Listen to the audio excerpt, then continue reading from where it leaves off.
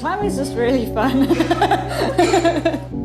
But it's constantly a challenge, and you can always try and get better. And you know, once you've had that feeling of feeling like you're strong and you can just keep going on a route, or you can walk up to a boulder and see how to do it and, you know, give it a strong burn, that feeling is addictive.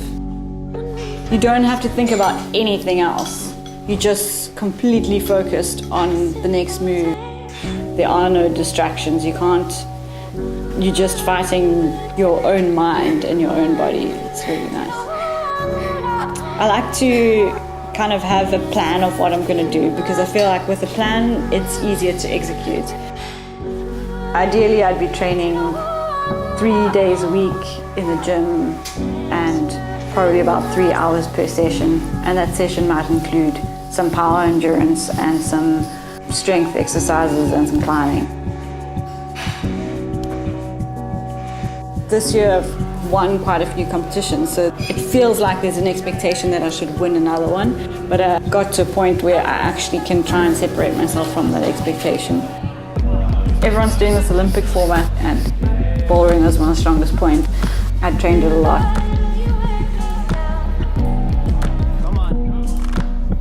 In competitions, I definitely feel the crowd, like that cheering really pushes me.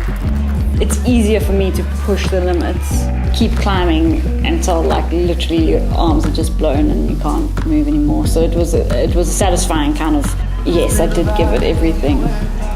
That moment where you're like, okay, I've trained so hard and now I can see the rewards. So.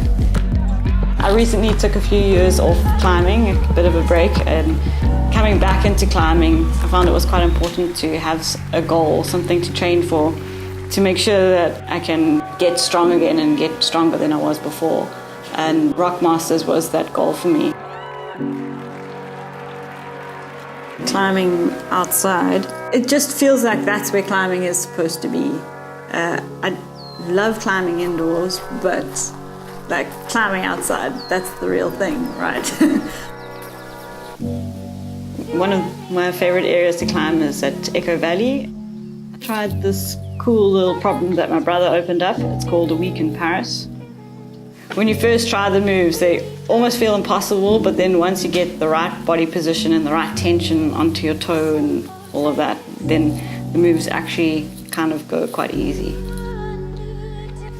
On the one hand, I'm very excited, like I would be very keen to go to the Olympics.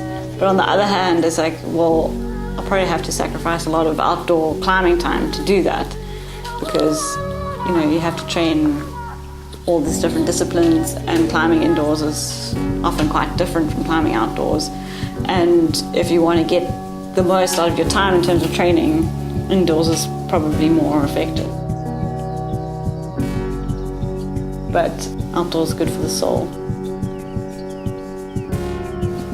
I was quite keen to go back and try a problem called 7 miles, 8 tongues. It's kind of on the edge of the world, really.